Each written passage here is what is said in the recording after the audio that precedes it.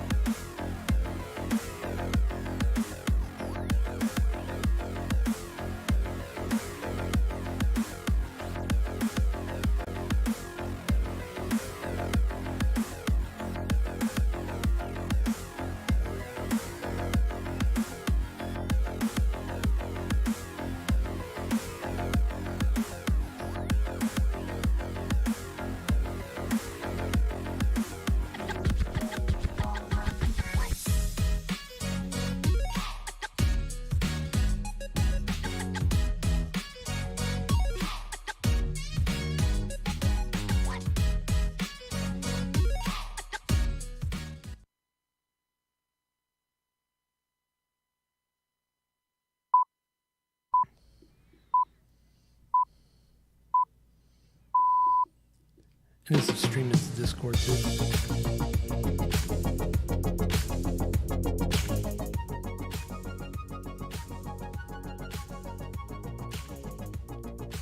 Hello.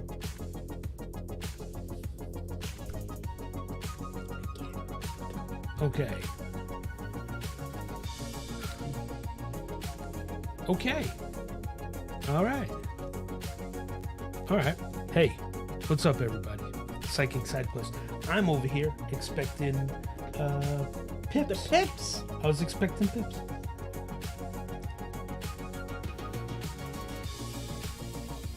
First episode of Psychic Side Quest live, and yeah, I don't even know if the camera's on.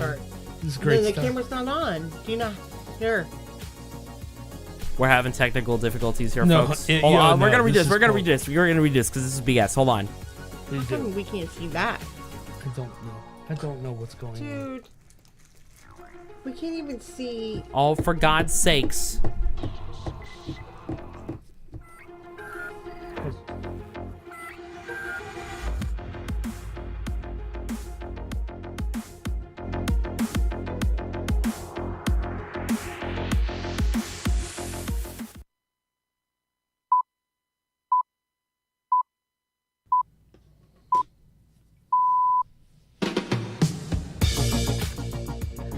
Tonight on Psychic Side Quest, we are going to be discussing mysterious disappearances. Talking about the documentary from 2019, Missing 411, The Hunted, with David Paulides. He's not with us. Maybe one day.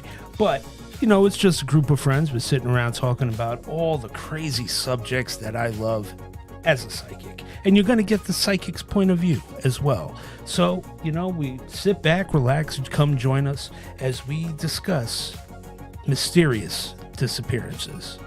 Only on Psychic Side Quest.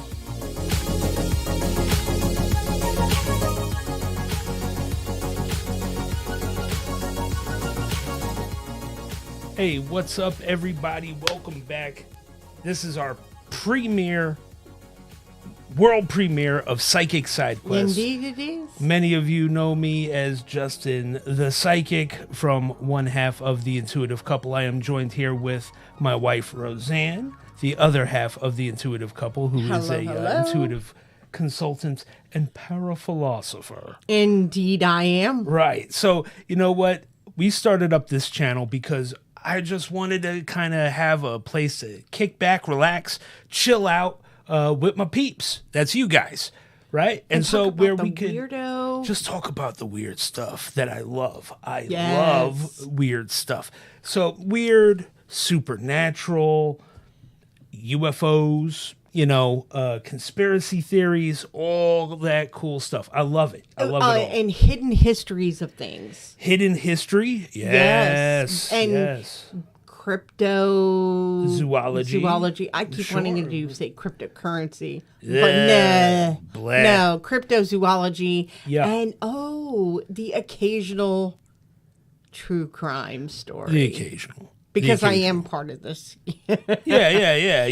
Because Roseanne's part of it. And So, I hey, have to what's tell up? you, Welcome, everybody. I don't know if everybody, and I just want to say thank you for everybody coming over here. I know we're not doing it on the intuitive couple because it just don't. It doesn't doesn't match. flow. It doesn't match. And we're right. So you have to put the content on separate channels. It's just part of the game. So Yeah, people tune into the intuitive couple. They're not looking for this kind of stuff. You know what I'm saying?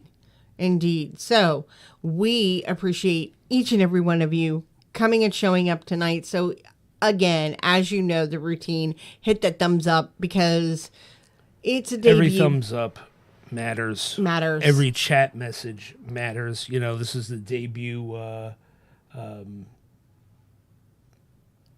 episode. So, hey, what's up, Tracy and Chelsea? Thanks for being here. Yeah.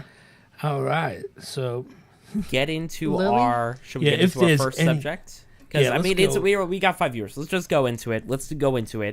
Today. Yeah. We're discussing Missing 411 The Hunted. Yes, this documentary right. that stars, well, not stars, but was created by what's his name? David Politis. David Politis. I was grabbing my notes, Yeah. trying to get us on track here. So it's a first episode. You know what I'm saying? Yeah. So it came out in 2019, a documentary about people who've gone missing in national parks, and mostly cases of hunters. And so David Politis is a former police officer who is now an investigator and writer, known primarily for his self-published books dedicated to proving the reality of Bigfoot and establishing the Missing 411 conspiracy theory. Missing 411 is a series of books and films which document cases of people who have gone missing in national parks and elsewhere, and assert that these cases are unusual and mysterious, contrary to data analysis which suggests they're not actually statistically mysterious or even unexpected. That's what Wikipedia says. But we're going to go against... That's what Wikipedia says. That's his bio. I mean, look, here's the thing. He has written several books about it. David Politis has a huge following. And this is just one of like 3 documentaries that he's made of Missing 411. He made Missing 411, then Missing 411 The Hunted, and now he has a new one out. Missing 411, the UFO Connection. Which we haven't watched yet. I haven't gotten to that one yet. Right. Well, we'll get to that later. I'm still reeling from, flight MH7. MH370. Yeah, MH370. after last night, Dom and I watched that. So here's the thing. David Politis, I've got to tell you, okay, through the summer, Justin got me. Justin's been a big fan of David Politis for a long time, and he has a YouTube channel. It's Can-Am Missing Project, I think. Yeah. Or something like that. Yeah. And we will link it in the description after the show is over. Right. And I didn't want to do it beforehand because, I didn't want people to get confused and say, well, let me go over there. But he goes live. I mean, he's constantly putting out content. Yeah. About this quest of him trying to figure out why people have gone missing in this particular documentary. People have gone missing in national parks. And I mean, you have to understand there are thousands and thousands of people who go missing in national parks, not just in America, but in Canada, that's why it's called Can-Am. But it's also all over the world. There is this weird phenomenon of people having this experience in parks all over the world. Now, this particular documentary was my introduction to it, and I was like, it blew my mind. Mm-hmm. I'm not going to lie. It blew my mind. Yeah. Because I had never, I really don't go down this road with you. It's true. Okay. So, this particular documentary featured hunters. That's why it's called The Hunted. Right. Because it features experienced hunters.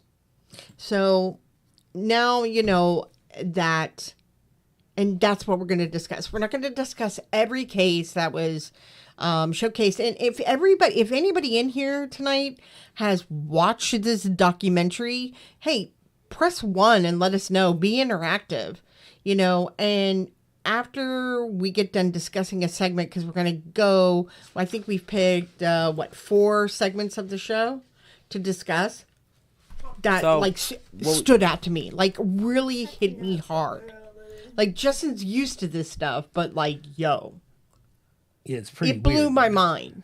It is pretty weird. And Dominic watched it as well. So, and Dominic's going to have a whole segment on one of the cases. So, yeah. Right.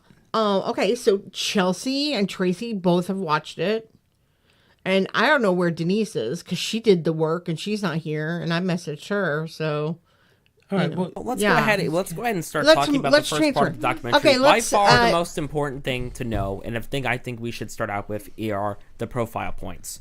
Okay. What are the missing 411 profile points? So I Actually, have them on here Dom, on screen. Yes. will you go ahead and transfer, do another segment? Yes, of course. Just All right, so we should first talk about the missing 411 profile points because they're the things that link all of these cases together. This is the one thing that all of these cases have in common, and I'm going to go ahead and put them up here on screen right now. And I'm sure you guys can go ahead and see them. yeah. On your end? Yeah. So we've got, first one is point of separation, right? Right. That's basically where two people are together and then something comes up and one of them is like, hey, I'm going to run over here with her. I got to Right. go take a pee, or I'm going to go grab this and I'll be right back. And it shouldn't be that big of a deal, but they get separated at some point, right? The second one is Time of disappearance. Right. So a lot of This these things happens happen. late afternoon. Yeah, late afternoon. a lot, yeah. Right. Another thing is that if people are found, they're usually found around boulder fields, Or they go rock. missing around boulders, fields. Yeah. It's weird. It is man. weird. Yeah. And if they're near found, water. they're found near water Or they in disappear water or disappear near water. water. Water near any body of water Right. plays a factor involved in a lot of them. Now, and there's also a weather event that takes place. Yeah, immediately following the disappearance. Yes. Very strange. Yes. The person often has an unseen disability or illness, whether it be elderly or, some sort of unseen disability. Right. Then when people come in to look for the people, the canines can't track them. Right. So they bring in dogs, professional dogs, and the dogs can't track them. And then if they do find the person, they usually find them in an area that they previously searched. yeah. And so, it's and these are professional search teams. They're not overlooking something. The person just wasn't there, and then they are. Right. And if they find the body, this is a weird one. They're often missing clothes. Yes. Yes. Weird. Yes. Right? And then And when they do the autopsy, it's Yes. an unknown cause of death. yep. And then they also geographical clustering. Yes. So But- this happens in clusters, like in a specific area. Right. It happens over So and over before you and go, over again. I just want to say something about those profile points, Dominic, before you pull up the next thing. Those profile points were created by David Paulides through his research. Right, yeah, doing thousands of these things. Thousands. Looking I mean, into he's thousands. investigated so many of these cases that he realized that these cases had several common factors involved on that profile point list. And it is, so you're going to see it tonight, okay, when we talk about these cases. And it's very interesting. So Dominic is pulling up the cluster map, which I found very funny. It's because, up right now. Yeah. Right, yeah. And so that's all the red dots are where these things happen. People just up and go missing. And, man, it's just a crazy, crazy thing. Yeah, what's crazy about this map, right, is the larger of the dot, The more people the go, more have people gone go. And if you notice, all along the Northwest, the Pacific Northwest, all the way down to Southern California, I think it goes all the way down almost to Mexico. But if, oh my gosh, It seems to be a lot in like mountain ranges, obviously, because of the boulders and stuff Yeah. like that. Like the mountain ranges and hilly areas. And it's just California crazy. itself, the whole Pacific Northwest, is really interesting that there's so many large dots of those clusters. Yeah. Because there's fault lines and, there's a lot of fault lines there, so there's a lot of geomagnetic energy that is taking place. There's something happening. Something is happening, That's true. so I love how we have two dots close to us. Oh, yeah. You oh, know? yeah. It's, Tracy's area should have Avoid should be those just one areas. dot. avoid these areas. Yeah, no avoid doubt. these areas, like, for real. But maybe consult these areas. I know that after we watched this, we were like, and this is why we don't go hunting we're not hunters, but we're not hikers. We're not We don't go outdoorsy into people. the woods. We don't go into rural areas, okay? You stay into cities, urban Yeah. areas, suburbs. That's where you stay, okay? Where there's a lot of people around you. You're not going to just vanish into thin air. If there's a lot of trees, no, don't go near there, okay? There could Yeah. be a Bigfoot. There could be all sorts of different things. Why would you go there? Okay, I already worry about spiders and snakes. Now I got to worry about celestial beings kidnapping me and taking me to another realm. That's unbelievable. I'm not going down there. Right. I like Now, concrete. I want to say that this cluster map blows my mind, but this is just the United States. So this doesn't even include Canada. So, all right.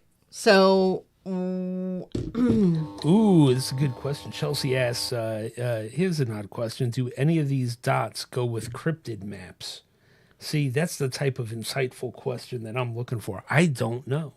I'd have to do some research and I don't know, Dom, highlight double-check that that question so we can do some research on it because Check on because I haven't gone through all of I've tried on my mobile to pull up that cluster map to really zoom into where we live on those dots, right? Right. Because I know exactly where those are. Mm-hmm. Okay. And Let's know go drive over there. We'll do a live from the scene. yeah. You, my brother. Yeah, Dom's like, you're on your own. Okay. Bye. Bye. No, we will be by. Like, they'll not be if getting you- us. They'll be. Yeah, but not if you don't separate. It's only point of separation. That's the big one. Nah. You don't risk it. You don't risk it. Yeah. I'll just sit on my biscuit here and talk about it. Sit on your biscuit and not risk it. You damn right. You damn right. So, All right. okay. So, I also, the show is about hunters. Okay. And like I said before, it blew my mind. Okay. People who are familiar with the woods and what to do and survival and all sorts of stuff. So that brings us to the first incident in this show. They named Lily Pond Road, right? That Yeah, the it was name a of case that they called Lily Pond Road. Right. And this case blew my mind. It was the first one out of the gate, Right. and I was hooked Okay. So yeah, this and is. freaked out. Oh yeah, yeah. Without a doubt, when I was watching, I was just like, what? Yeah. So yeah, it follows the disappearance of an experienced hunter named Tom Messick. Now, Mr. Messick was 82 years old, but don't let that fool you, because this guy is former military, airborne, paratrooper, an airborne ranger. Yeah. He taught survival training for years to Yeah, kids, to kids and and adults. adults. I mean, this guy was a tough super bird, man. Experienced. Yeah, and he was a tough bird. He had gunpowder blow up in his face, lost his eye. In his 20s, and still kept was on still trucking. able to see partially, but it never stopped him from hunting. So much so that he had, while him and his wife were raising their family and near Albany, New York, him and their friends, there was 4 families. There is a picture of them. There he is. They bought a house, and all these families would go up there year after year and hunt. So even his friends were experienced hunters. Yeah. His sons were experienced hunters. And it's also important to know, because David Politis in the documentary mentions, because he asks important questions, like, he asked about his eye and if it hindered him, which would explain one of the points of the is injury or disability. Right? But he also said that they never drank at all. Right. These guys never drank when they went out hunting. Yep. At all. So they, every year they would go up there, and they decided to set out kind of late. I think it was like noon when they set out. Like 10 or 11 o'clock in the morning. Yeah. So that's late for a hunter, because they For a usually hunter. get out there before Right. the sun comes up. Yeah. But yeah, it was late. And there were 6 of them. The 2 younger sons Were trying to decided to drive, go on the yeah. other side to kind of push the push them animals through. in towards them, and they were like what they called watchers. And Right. they were stationed like 100 yards apart, and they all sat on like a little tree trunk or something. Yeah, rocks and trees, whatever, stumps. And the thing is that Tom was the furthest one away. Yeah. And it was like in a vertical line, and that they were, apart. They all had walkie-talkies to speak to each other. They had rifles, and Tom himself had snack, Yeah. and he had the walkie-talkie, and he of course had his rifle. And so the whole time they were out there, they didn't catch anything. So when they decided to call off, to end it, because it was getting late, right? They decided to, what happened? Justin, you remember? Well, yeah, they met up, but Tom was gone. He was just gone, and they went to go look for him and couldn't find any trace of him. No weapon, no nothing, no clothes, nothing. No, Just not a gone. snack wrapper. His wife made mention of it. Yeah. Not even a wrapper of his It's just candy, crazy. nothing. But one of his friends did say that they heard something weird. Right. They heard like a crack Right. coming from the woods, which it's a strange sound he couldn't yeah. describe, and he didn't know. He never heard it before. And he was almost afraid to kind of talk about it because... Yeah, because probably because he didn't want to sound like he was crazy. Right. And he didn't say it sounded like thunder. It sounded like an electrical kind of crack, but he Right. couldn't really put his finger on it, and he's never heard it again since then. Right. But that's kind of a weird thing, right? Now, that got me like, The other thing that they also said, that there was no... there was not any...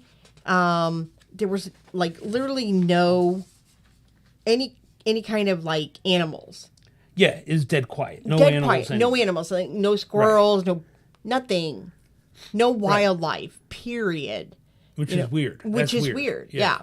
So that's usually a clue that an apex predator is around. Like everything just goes quiet. right. So like, when you have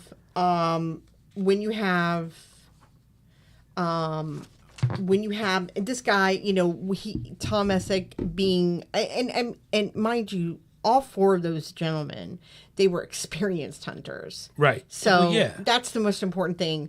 But what was really interesting about this part, and kind of was spooky, okay, was that they searched for this guy. He disappeared on November 15th. And when it was brought to the attention, because it was brought to the attention. I mean, they looked everywhere. They fired shots. They did all of the tact, what they do as hunters when they're looking for their people. But the community that's close by is Horicon, New York. It's a small community by Brant Lake. That's where they were at. So when the search team came in, the response was enormous. Well, yeah, because Over when 300 people came in. State police, the New York Emergency Response Team, the Air National Guard. There were like 60 different jurisdictions that helped in the search of this man. They used the grid search pattern. And interestingly enough, this is the mind-blowing part that freaked me out. Who came to pay a visit? the FBI. Yes, Mulder and Scully. Yeah. Pretty Because, much. Two FBI agents. right, two FBI agents. And Now- they don't investigate missing people. No, well, they don't investigate missing adults. Period. And children only under certain circumstances. Trust me. Yeah. Yeah, That's I what he mean, said. and this particular, so they came out and they took a statement. And I mean, it really did play out like the way they described it. Now watching X-Files, it really did play out exactly just how. show up. Like Mulder and Scully don't have anybody else. They don't bring a team, a command Yeah, team. no. No, it's Just just them. them. And it's like, we just want to get, they took a statement. Ask a few questions. They ask a few questions, and David Politis explained. He goes, what they do is they take that report and they go and file it with the rest of the reports to see if it matches up to cross-reference any of their weird disappearances like that. It's basically an the X-File. X-Files. Right. Yeah. They take it and they bring it back to the Right. basement of, Mulder's office and Right. put it in the filing cabinet. Right, exactly. I want to file believe on there that. is a real Mulder out there. There is. In Scully, But so basically the search ended on November 26th. And I will say this was probably one of the most profound and very, very detailed search for an individual that was older. Well, yeah. Yeah, I mean, because it was just crazy. So, yep, and he still hasn't been found. No. Not a trace. No. Not and a when trace. his wife tried to follow up with the FBI, they never returned her phone calls. Never returned her phone calls. It's typical. Right. Mulder and Scully on to the next case. Right. And So speaking of the next case, we should really go on to the story about the Crazies and Aaron Hedges. yes. The Crazies. Oh my gosh. Okay, so yeah, the next one was a case of the Crazies. All right. Oh, and this was one that gripped me too. Yeah. I mean, it freaked me out. So the Crazies is an isolated mountain range in where is it? Is it Montana or something? It's an isolated mountain range in Sweetgrass County, Montana. And it's weird community because it's like the mountains are very treacherous and very hard to navigate. Well, but and they're they're the also youngest an island. Yeah, it's like an island of mountains. Mountains, right. So they're not connected to Any other mountain range. They're just an just isolated like an island. Yeah, an mountain isolated range. island. And they're the youngest one in the country. Right. So and the people who live in this sweetgrass community, Mm-hmm. they're generational people who have lived there for many, many years, ranchers and such. yeah. Okay. Absolutely. Yeah. So And so in the crazies, a guy named Aaron Hedges, he was 38 years old. They basically took their horses up. They were going to go hunting. and a mule. And a mule. And here's the thing. The mule got spooked. You on the couldn't way up. even get to the campsite that they now And he lost all his stuff. right. So mind you, folks, they had camped many times in the crazies. Like they had caches. Like that's how experienced they were with this Right. mountain range. So somehow or another on their way there, it was him and two other friends. Yeah. That I mean, first of all, I wouldn't climb anywhere with a mule carrying all my stuff. I mean, first of all, okay, you have a mule. It throws everything everywhere. Why would you continue? When I heard that, I was like, I would be like, all right, I'm going to get lost. And that's what he did. He did get lost. But it's like, it's like, I will never get lost. It's like, okay, Yeah, I he will go got get lost. lost. Oh, he got Goodbye. lost. But the crazy thing was, it was only Aaron's stuff Right. that That got thrown. got Man, thrown. talk He about had nothing. that's like It's a sign. Leave. someone writing a script Yeah. and putting some foreshadowing in there. I mean, it's just crazy. But yeah, so the lesson there is if your mule ever throws your stuff all over the place, turn around, go home. I mean, you told me point blank that was a sign right there. Well, Well, I yeah, thought it was a of sign course. too. It's like, dude, it's pretty obvious. Now, here's the thing. So they started on September 3rd. That's when the mule lost the stuff. Now, on September 5th, they were camping at Campfire Lake. Okay, and so hold on a second. So on September 5th, he left the Campfire Lake to go up to the cache site to get the supplies he needed, and the weather was warm and dry. But here's the thing: I'm going to go ahead and pull up a map here. That there is there's a fork in the road, but according to pretty much everyone, that fork in the road is very obvious. So there's no way he couldn't have gotten lost, and he's been up there before. Keep that in mind. I'm going to go ahead and mouse over. This is where the cache is located. However, he had a Garmin GPS locator type of thing on him, which had a walkie-talkie. And where he pinged was nowhere near the cache, but was all the way over here where this GPS is. So he actually pinged. They saw him on the map. He was all the way over here, nowhere near the cache. And this is where that fork is. And keep in mind, it's warm and dry. It's completely clear. It's in the mid-afternoon. Why was he all the way over here? It's really interesting. And you know what's funny? And that's an important factor, because one of the safety rules that David Politis goes over is that you never go. I mean, in addition to all these other, camping necessities, but for safety purposes, a GPS locator can make a difference in saving your life. Yes, but Yeah. I guess in this case it really didn't matter And much. It But didn't that- matter, man. The fact that GPS, and that is what perplexed people, is because the GPS, Yeah. yeah. So like the GPS went off. So you want to continue? Yeah, so in the area he got lost at was filled with loose boulders. If we think back to the profile points, loose boulders is one of the profile points. Now, here's the thing. I'm going to go ahead and pull up the next image here. Around, hold on a second. I'm looking through the notes here because I'm trying to remind myself here. So once I think it was about 3 days later, they actually called the police or park rangers and let them know that, hey, he went missing. So this is like 3 days. This is kind of a long time. I believe it was like 2 or 3 days, if I'm not mistaken. It was 2 days. It was 2 2 days. days. Okay, so 2 days. Yeah. And so searchers looked in all the same spots. They went over where the GPS was, where the GPS pinged. But then 2 days later, they went back and they found boots. Yes, they found boots, and they already had Yeah, but they were Cigarettes.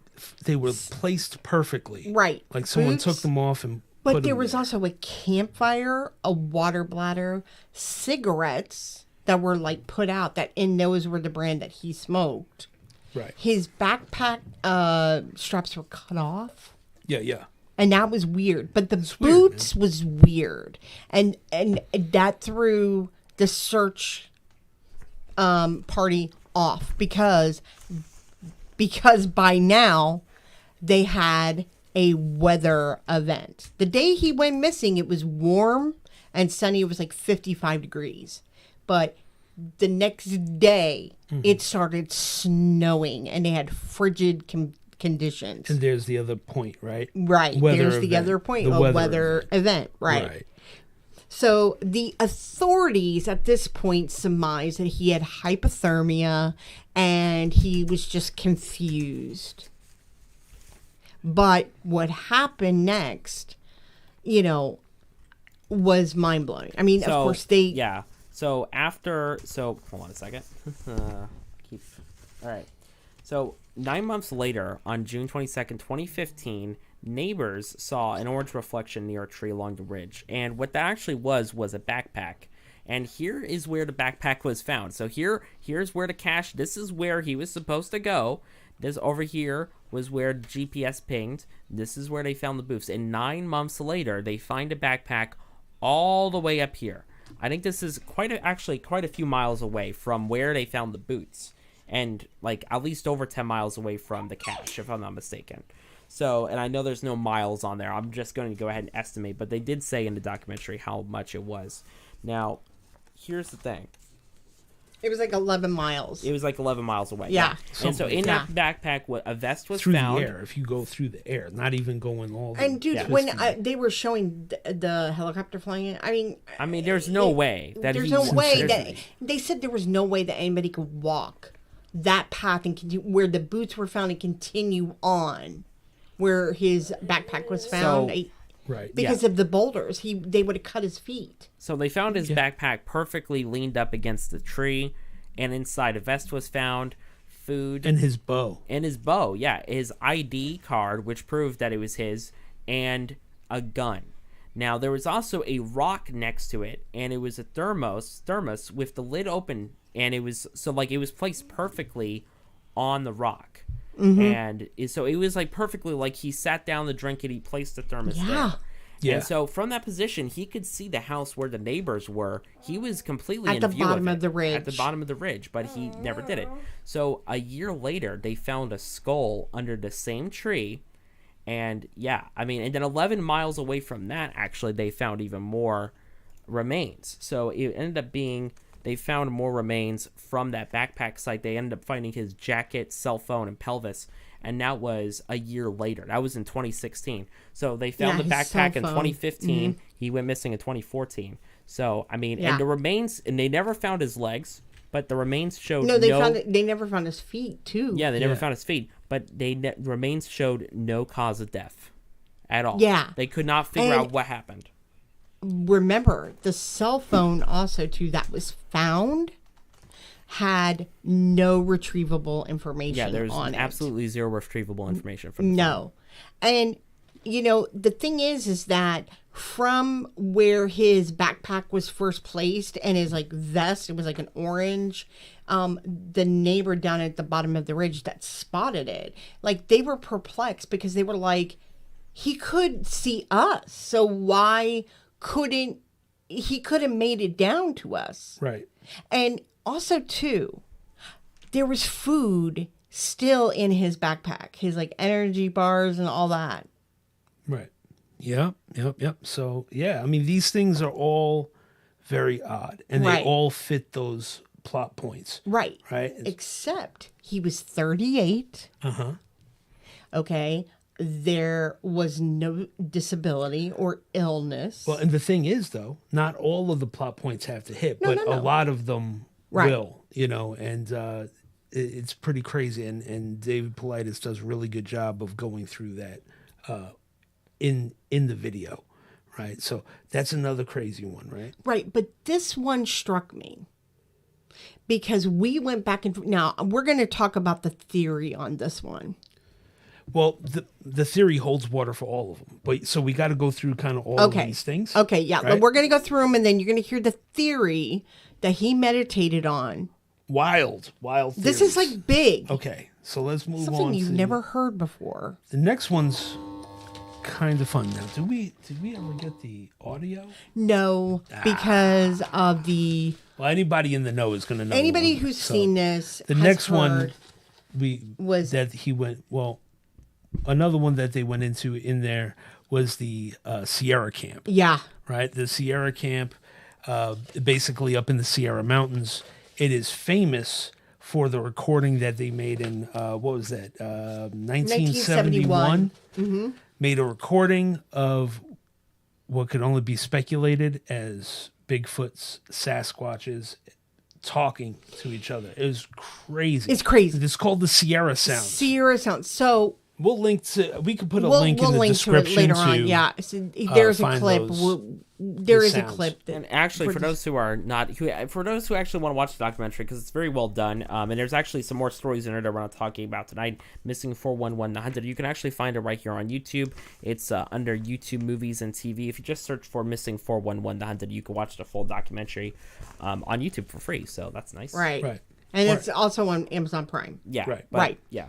So, the important thing to know about this Sierra Camp is that it was actually established in the 1950s.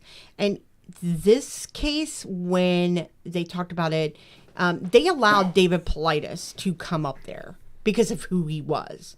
But over the years, like, people have asked To go up come there, up to and they this. wouldn't let It anyone is up. a camp that is secret, and the reason being is because these people, are, first of all, it's 4,000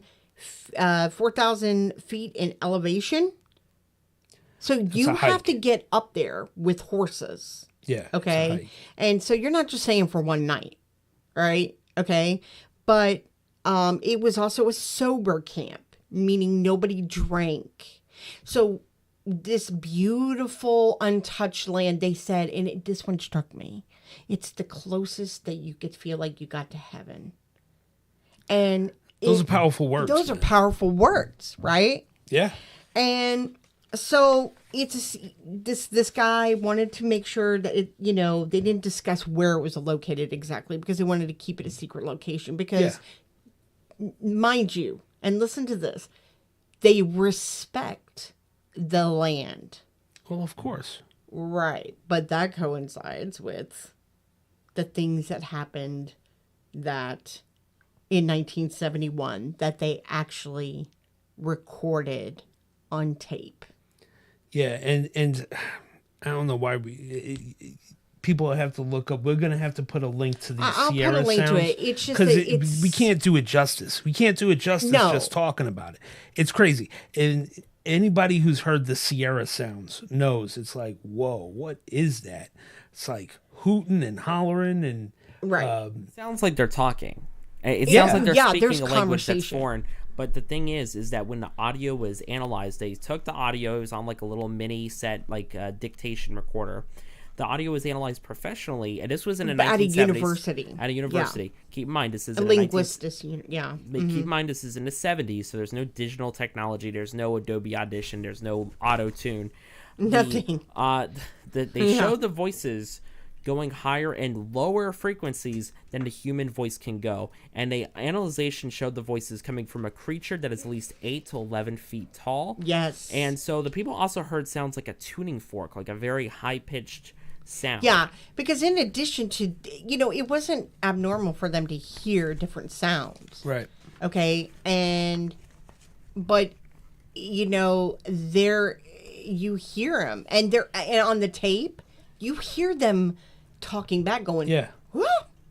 Right. And you hear them and then you hear this, we laugh because at the end, you hear this, and it was almost like the father, Yeah, Dom, what did you say? Is like kids like talking, and because the It sounded humans were talking back, it was like they were teasing them, and then it's almost like the father Sasquatch was like, blah, blah, blah, blah. Yeah. Like, hey, shut up, yeah.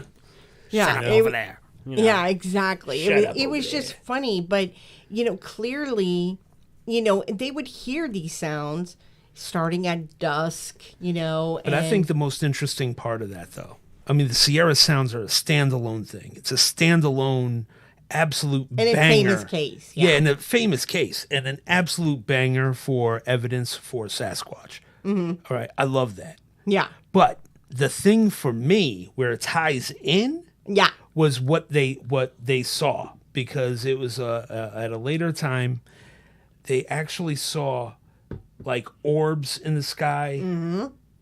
They didn't want to go so far as to say UFOs, but they were like but they orbs, would run through the and they were running through the trees. trees, right? And they were almost like a lightsaber shape. No, the one that they saw, he said it was like scanning. It was like it looked like a white lightsaber. Yeah. Coming slowly through the trees, clearly under intelligent control, and then it just kind of faded away.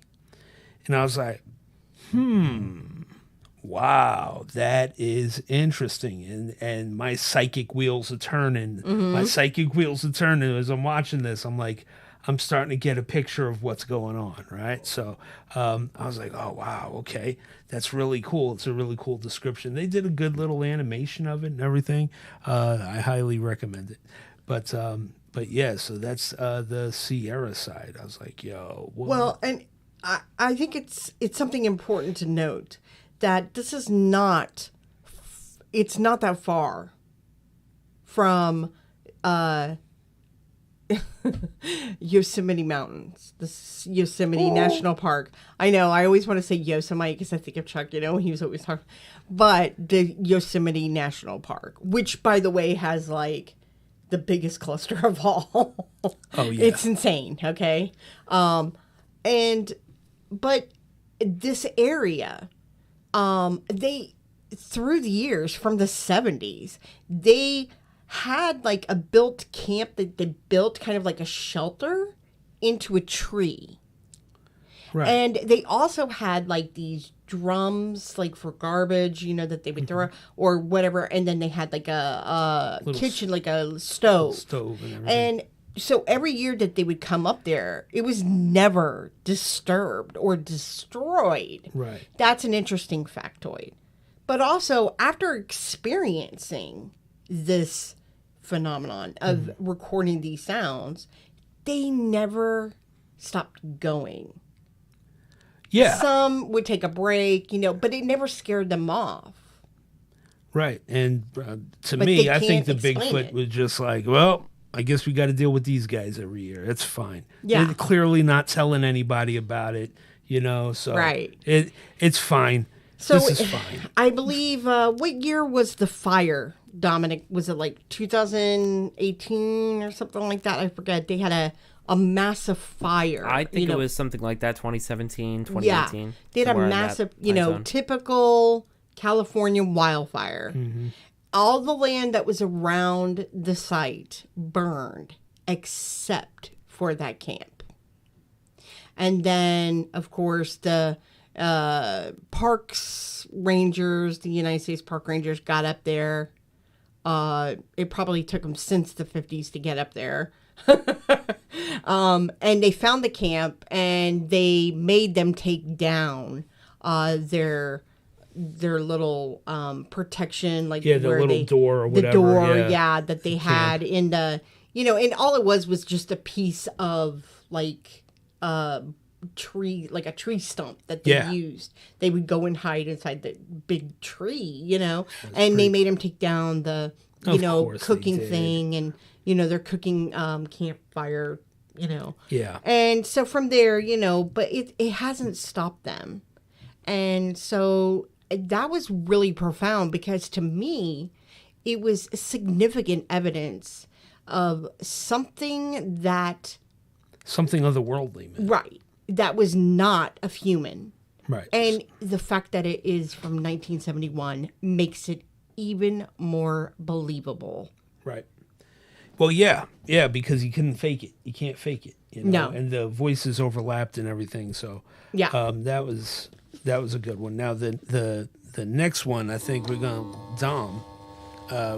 This is Dom's area. Taco Show. So, yeah. Take So care of this one this one. is pretty interesting, and I have a lot of thoughts on this one. So this took place in Lima, Ohio. Bruce and Jan Maccabee live on a 15-acre property in Lima, Ohio. And so they basically have this big forest behind their house, and they would go hunt in this property. And She would, yeah. And yeah. so there was this, basically like this hunter stand in the corner of this forest area. So on August 29th, 2010, Jan goes into the forest on her property and goes on her hunter stand. But when she was in there, the woods went dead silent. And just to keep in mind, I don't have a map of it, but basically, I would say probably less than a mile away was a high school. And even though this was in August, there was band camp going on. And so they were practicing. And so you could hear them, and she could hear them while she was hunting. But everything went silent, including the band. And there were no birds, nothing. And there was she could hear the band before that, though. And she could hear the band before. Yeah, that's what I'm saying. So there was this mysterious blob that went from tree to tree. And I wish I had the way they animated it on there, because it was really good. It was this, she kind of described it like saran wrap. Like this weird, like almost like a portal type of thing, a distortion. The way they animated it looked just like the Predator from the movie Predators. When Right, they in were fact, camouflaged. the story, the case is actually called The Predator. But what's interesting is she went out at dusk, okay, and sat in her stand. Yeah. Right, and she took a couple of pictures of herself in the stand.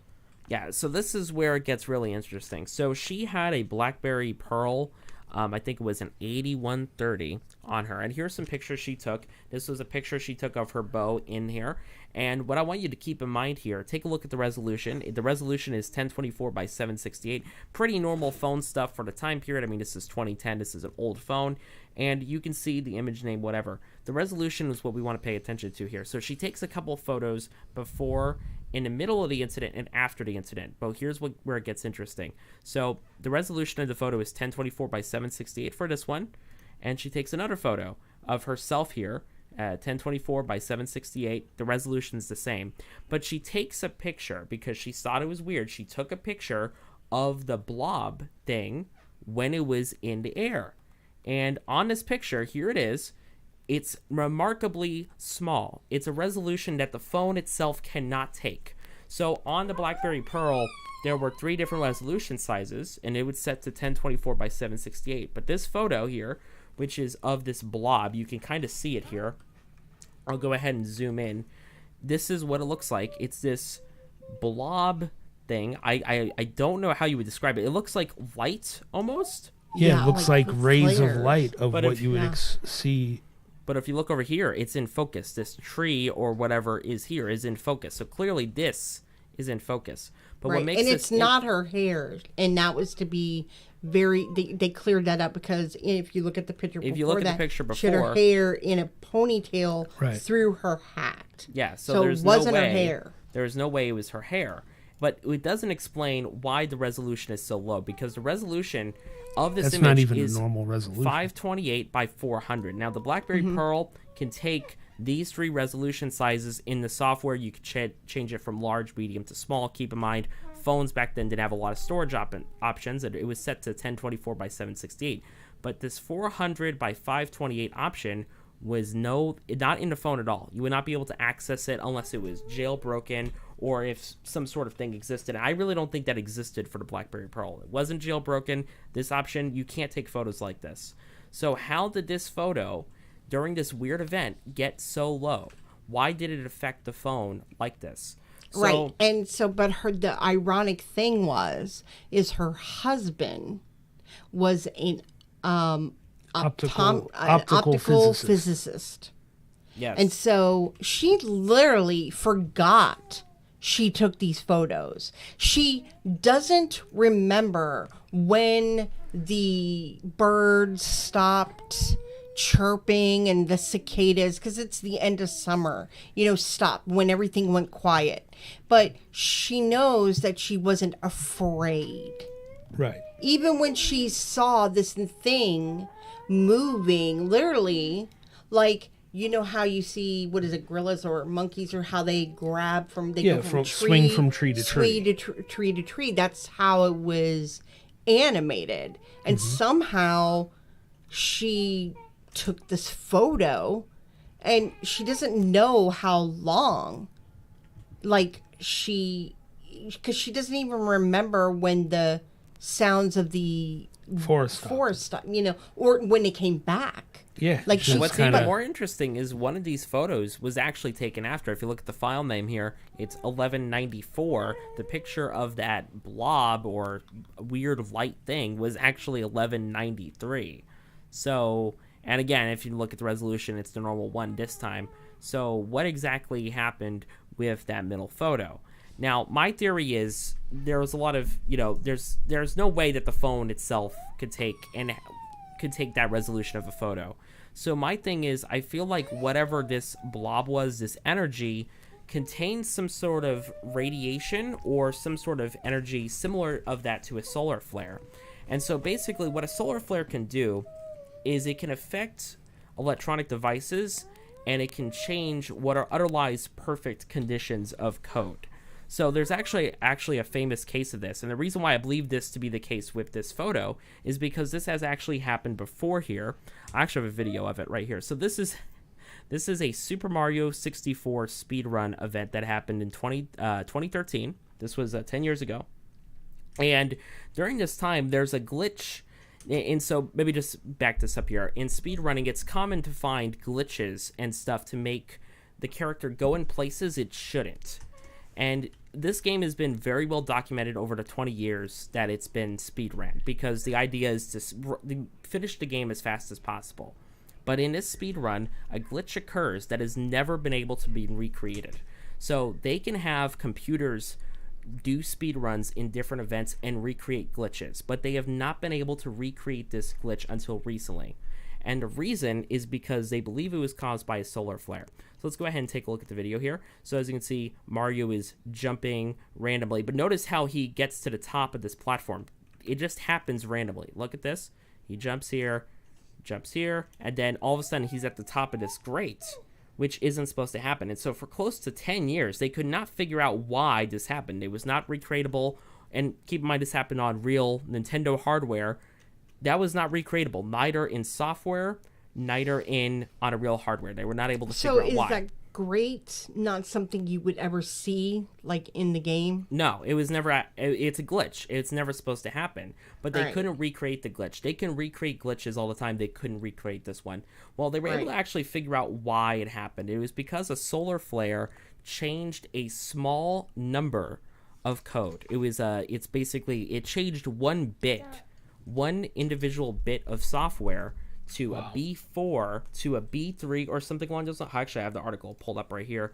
It changed it from it changed a byte from C5 to C4, and so I believe that a similar event happened here, where this whatever that was changed a piece of the code, affected the hardware, changed the byte because of its interfering with the electronic devices, and caused the resolution of this photo to be lower than what it should have been. Now, I'm not saying it was a solar flare, but I'm saying that whatever it was caused a very similar type of thing to happen here. Yeah, so whatever this thing was must have possessed some massive amount of energy, and was able to direct it towards her and her phone. Mm-hmm. And it's pretty wild. Yeah, that's...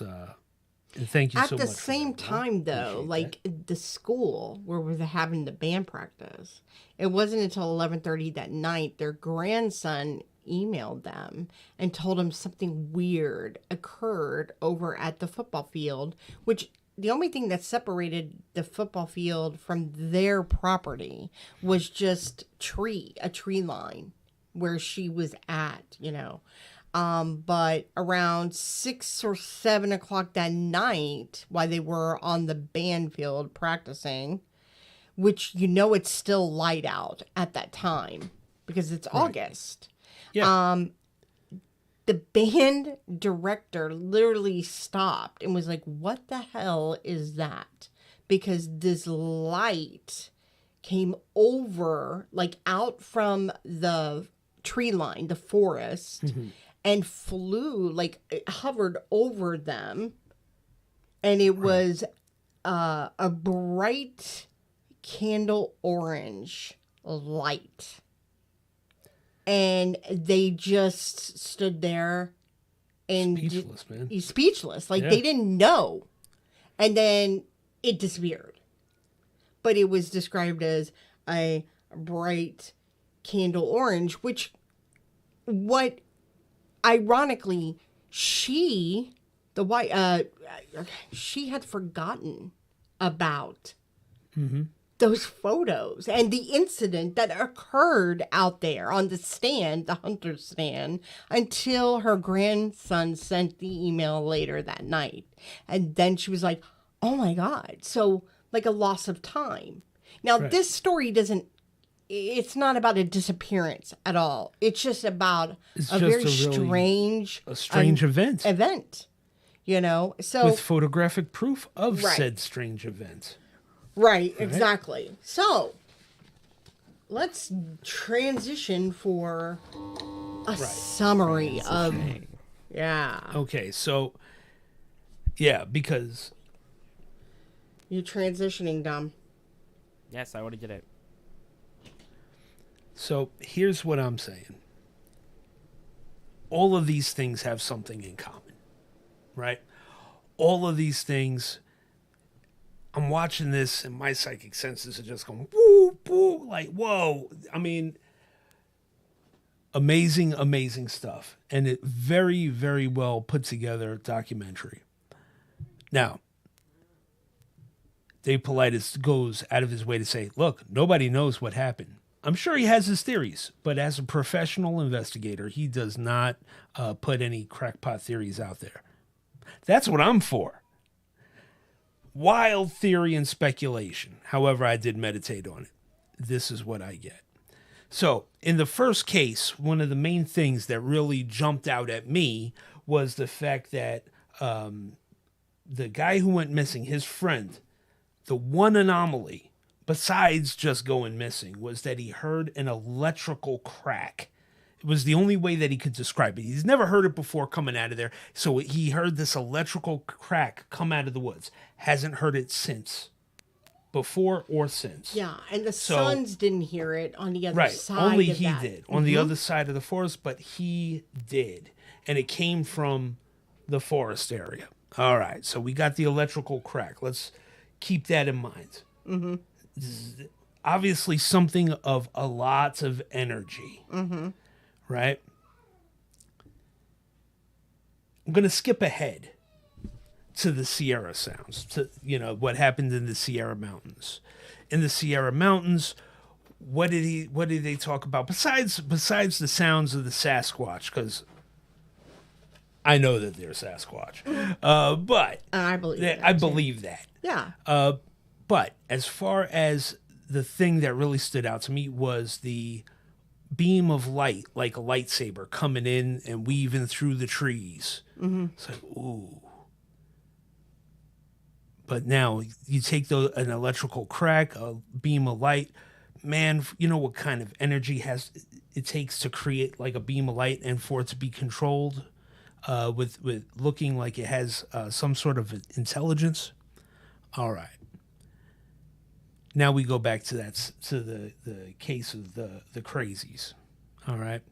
When we break that down, something happens, right? The mule gets spooked. Obviously, the mule's picking up on something. His senses are tingling. Something ain't right. Mule gets spooked. He loses all this stuff. But I want to focus on the shoes. What would cause somebody to take their shoes off? Because it's wintertime. Well, no, it right? wasn't. They're higher they're elevation. higher elevation. And It's remember the cold. day before when he went missing, it was 55 degrees and sunny. Right. But the rocks tear your feet up. Veered off, and he Right. went off, and it was an area that was so, like, these weren't stable boulders. This was, they were sharp, yeah, and everything, and it was slide. right, Take but it was one like, step forward, 2 steps back. But they were sharp, Right. And they had the snowstorm that dropped like 8 inches of snow, and it was frigid because it's elevated. Right. So here's the thing. What would cause somebody to take their shoes off? Now, we hear the electrical crack and that beam of light. What if What if that beam of light is a portal? Some sort of a slip in the fabric of space and time, and it could be the doorway to another dimension that opens randomly around granite, because it's proven, and there's a theory out there about that granite is an insulator. Well, we know Right. that wood and rock, like It stone, can be a conductor, right? yeah. And for we know electricity. that for paranormal stuff. Yeah. Right. And you know, it's one of the reasons they think that the pyramids were power plants, but we could get into that another time. But here's my thing. A portal. Imagine a portal moving on its own randomly. And so you're walking and you're on slag and you're sliding and you're having to watch your step, and then you take another step and wham. All of a sudden, you're no longer on rocks. You're on lush grass. Mm-hmm. The mountains are still there. The stream is still there. Everything is the same except for It's a not few snowing. key things. It's not snowing. Mm-hmm. The weather is beautiful, and there's It's lush perfection. grass and close to perfection. Imagine the mind fuck that would give you, Yeah. right? Because And his so shoes, and Tracy asked, now could his shoes have been you start like looking. pushed out of him? Well, But here, no, because they were were- placed perfectly. Yeah. And so what if you after a while you're there, because who knows how time passes in this other place. Right. He's there for 6-7 hours, and it's warm and it's lush, and he's like, am I alive? And he takes his shoes off to walk in the soft grass instead of, like, how could this be? He knows the surroundings, he knows where he's at, but there's no sharp rocks, and he takes, and at that moment the portal comes by again, and his shoes rematerialize Right. right where he left them, but now they're on top of rocks. Right. Which 2 days later, the searchers that searched that area didn't see the shoes. Right. But then they went back and researched that area, And then and there now they the were. shoes were there. Right. So there's time differences between these things. There's time differences, but who knows how time passes in that other dimension. Now, here's the thing. Is it, and because I'm not sure, I want to know what you guys think. What is it another dimension, or is it a time slip and they get thrown back in time to when before it was the way it was? Or is it just an alternate dimension, a mirror image, if you will, almost like the Upside Down from Stranger Things?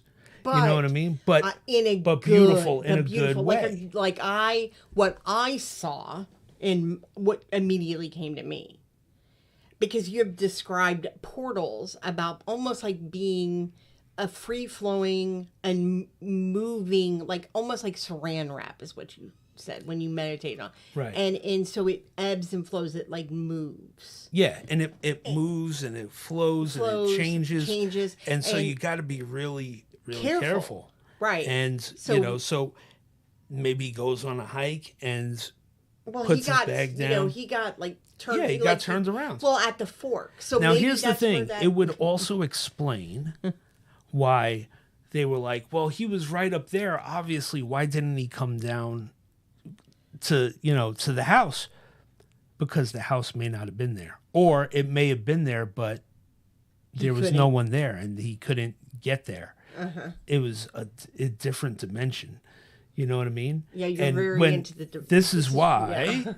This is why once they did recover the cell phone, no data was recoverable. Right. He could have But he been also taking had pictures the whole food. time. He carried And his none of the bow. food, but here's why I said about the And time pistol.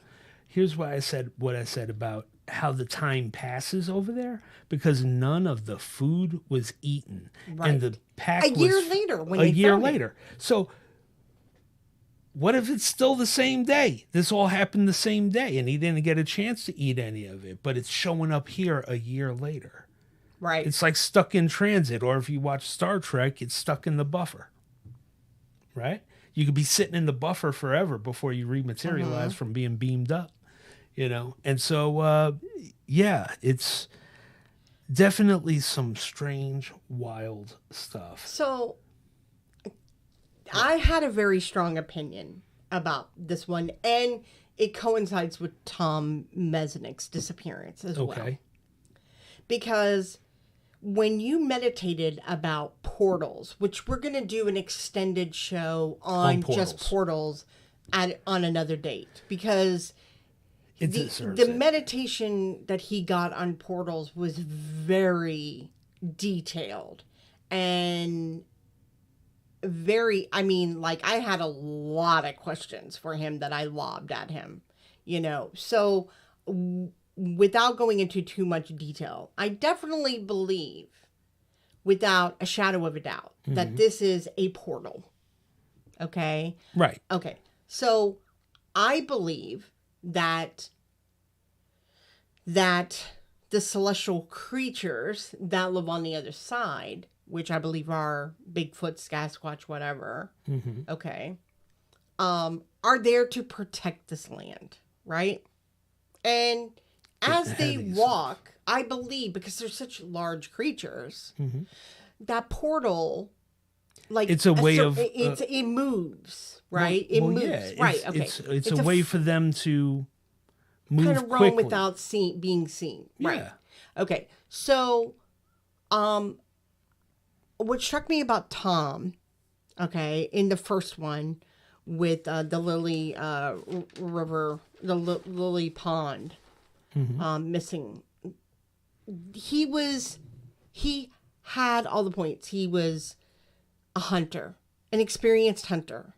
Right. He was elderly. He had, an injury. And what was the other one? And it was by water, which we all know that water is a conduit, because the Lily Pond wasn't very far away from where they were. They were just a little bit inland into the woods. Yeah. Now, there was and to this day, they never retrieved his rifle, his snack, his water, nothing, his walkie-talkie, nothing. Unlike the case in the Crazy Mountains with the 38-year-old gentleman. Okay. I mean, so the difference in those two cases, what I felt with Tom Mesnick was that I felt like, in a way, that when that portal slips and opens, and some people might disagree with me, and that's fine. I know you're going to disagree with me, but I feel strongly that it's like, this is for people who respect and love the land. They respect the wildlife. Because remember, these are all experienced hunters. Okay?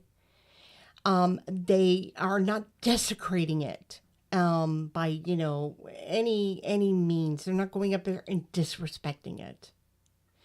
And so he put in his due, and maybe God just decided to take him. So that portal was a way, hear me out. I know you think this is crazy, but that portal opened for him and he went in. But on the other side of this lush, beautiful, pristine land that they enter through, when the portal, because just like with, with Aaron. Yeah. Yeah. He took his shoes off, right? But the difference between Tom and Aaron is that I believe that Tom, there is another portal on the other side. I don't think it's a time slip. I don't think it's it's definitely another dimension, but it's a dimension that is a transition to give you a glimpse that you deserve to be, because you're worthy of it, because you respected the land. It's almost like Sasquatch himself is giving you a peek. Okay, all right, fine. Hear me out. I'm hearing you out. But on this, there's a portal waiting, and it's a white light. to cross over because they die. If now they don't, just like how people when they pass away, some people choose not to go to the white light, right? They choose not to go to the light for whatever reason. Okay, we have experienced this many times before in your cases, but Right. okay, but in this case, it being a portal, I believe that there is a opening. They're older, like I said, they're older. Or they just might not make it through the portal at all and immediately be taken to the light, right. But but with Aaron though, I think he was dumbfounded. I think that he experienced the same thing with the lush land. It's in God's image. Let me like meet you halfway on it. But he refused to go to the light. Right, almost like Ghost in the movie Ghost. Because Patrick he was too Swayze young. kept He seeing didn't the fit light, the profile, but he kept running away from it Right. because he had stuff he had to do. Right. And that's what this guy was doing, and then And he I think he was. I succumbed really to it. do think that he did see that house down there. I don't think that the house was not, there. Right. Okay, I think he did see it. And he was probably maybe waving to them. You don't know. And why would he be there for over 15 months? Right. And he's trying to get their freaking attention. But at the same time, he's perplexed. He knows he's a young man. Yeah. And he's like, oh, what the hell is going on here? There's a white light. And we know, but it was his time. We cannot predict people's deaths. Only one person gets to choose that, and that's God himself. Right. So I think that's what I think, because the of course the authorities with the whole hypothermia thing aggravated me, and I felt like that sheriff was blasé about it. Well, to be fair, I didn't get that from the sheriff. Look, what do you want the sheriff I know, to say? we talked about it that. was a portal. No. You can't legally. I don't think you can comment and say that as a police. he's got to be careful, man. Enforcer of He the was law. dumbfounded. Well, yeah, I mean, there's a lot of park dumbfounded. rangers that do not want to discuss these mysterious missing cases, or even the people who are found that they have no cause of death, And if they are found, they don't even remember what the hell happened. I mean, the crazy thing, but there is a lore to the crazy mountains. Well, yeah, we're not going to go. No, I know. But I think it was protected. It was protected land. Sure. Yeah. And it could have just been by accident that he slipped. And once you go into that portal, it's game over. But who knows? Maybe he had something wrong with him and he didn't know. You don't know. Well, that's the whole thing with this. And that's why there's wild theory and speculation, and that's what I'm all about. And I want to hear you guys. I want to hear what you guys think. What's your wild theory and speculation on this and other topics? So we're going to be doing an episode on portals. Sunshine, I know she asked about Funky Fathead. That's what kind of kicked this whole thing off, to be honest with you. And so I'm going to touch on that during the portals episode. Mm-hmm. And that one's going to be wild. Mm-hmm. You know what I'm saying?